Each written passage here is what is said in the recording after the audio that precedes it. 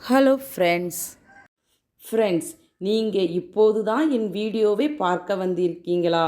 இதற்கு முன்னாடி நான் அருள்மிகு ஸ்ரீ மீனாட்சி அம்மனின் அற்புதங்களை பற்றி கூறியதை நீங்கள் இன்னும் கேட்கலையா?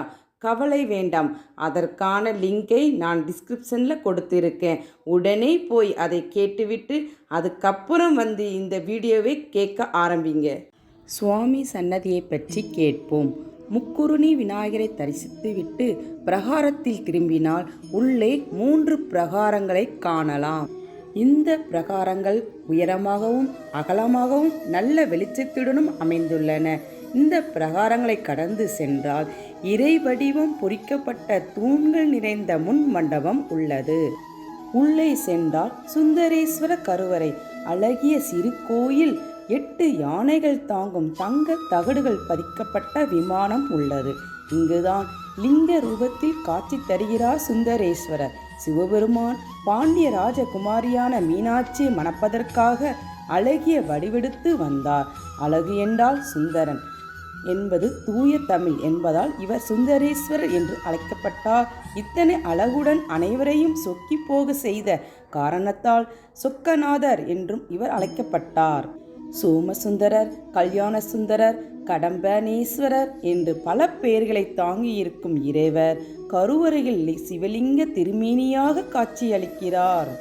கடம்ப மரத்தடியில் சுயம்புவாக தோன்றிய லிங்கேஸ்வரரான சுந்தரேஸ்வரர் மேருமலை, வெள்ளிமலை, வாரணாசி, திருக்கேதாரம் போன்ற பல்வேறு பெருமைமிக்க இடங்களில் கோயில் கொண்டுள்ள சிவலிங்கங்கள் அனைத்திற்கும் முன்னே தோன்றியவர் என்பது மதுரைக்கு மேலும் முக்கியத்துவம் அளிக்கிறது. மாலிகாப்பூர் படையெடுப்பின் போது இக்கோயில் சூறையாடப்பட்டு கொள்ளையடிக்கப்பட்டது, சேதப்படுத்தவும் பட்டது.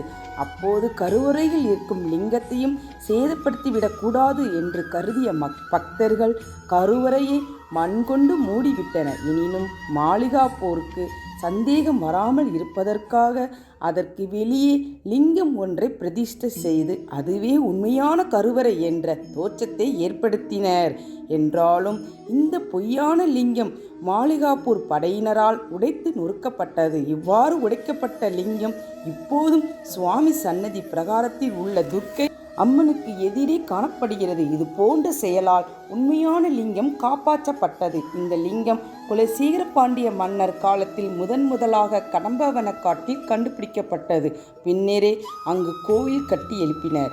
இப்படிப்பட்ட சுந்தரேஸ்வரர் நவக்கிரகங்களில் புதனுக்கு உரியவராக திகழ்கிறார். எனவே புதனுக்குரிய பரிகாரங்களை சொக்கநாதருக்கு செய்வது வழக்கமாக உள்ளது. இங்குள்ள சன்னதி பிரகாரத்தில் அமர்ந்து பக்தர்கள் பலரும் தியானம் செய்துவது வழக்கம். சொக்கநாதரின் சன்னதி முன்னால் இந்த பிரகாரத்தில் அமர்ந்து கண்மூடி பிரார்த்தித்தால் மனதில் உள்ள கவலைகள் அனைத்தும் பஞ்சாய் பறந்து லேசாகி போன உணர்வை பெறலாம். சுவாமி சன்னதியின் 2ஆம் பிரகாரத்தில் சங்க புலவர்கள் மற்றும் திருஞான சம்பந்தரின் கோயில்கள் உள்ளது. 3ஆம் பிரகாரமான உள் பிரகாரத்தில் தட்சிணாமூர்த்தி எழுந்தருளியுள்ளார். அவருக்கு அருகிலேயே உற்சவமூர்த்தி விக்கிரகம் உள்ளது. இதன் மேற்கு பகுதியின் கடைசியில் மார்பிள் கற்களால் வடிவமைக்கப்பட்ட காசி விஸ்வநாதரை தரிசிக்கலாம். இது காசி மன்னர் ஒருவரால் வழங்கப்பட்டது என்பது குறிப்பிடத்தக்கது என்றும் கூறலாம். ஃப்ரெண்ட்ஸ், சுவாமி சன்னதியை பற்றி கேட்டோம். அடுத்ததாக முக்குருணி பிள்ளையார் பற்றி கேட்டறிவோம். அதுவரை இணைந்திடுங்கள் RRG யூடியூப் சேனலுடன். ஃப்ரெண்ட்ஸ், உங்களுக்கு என்னுடைய வீடியோ உடனுக்குடன் கிடைக்க மறக்காமல் சப்ஸ்கிரைப் பண்ணுங்கள். அதே மாதிரி இந்த வீடியோ பிடிச்சிருந்தா லைக் பண்ணுங்கள். மனசில் என்ன தோணுதோ அதை கமெண்ட் பண்ணுங்கள். மறக்காமல் உங்கள் ஃப்ரெண்ட்ஸுக்கு இதை ஷேர் பண்ணுங்கள்.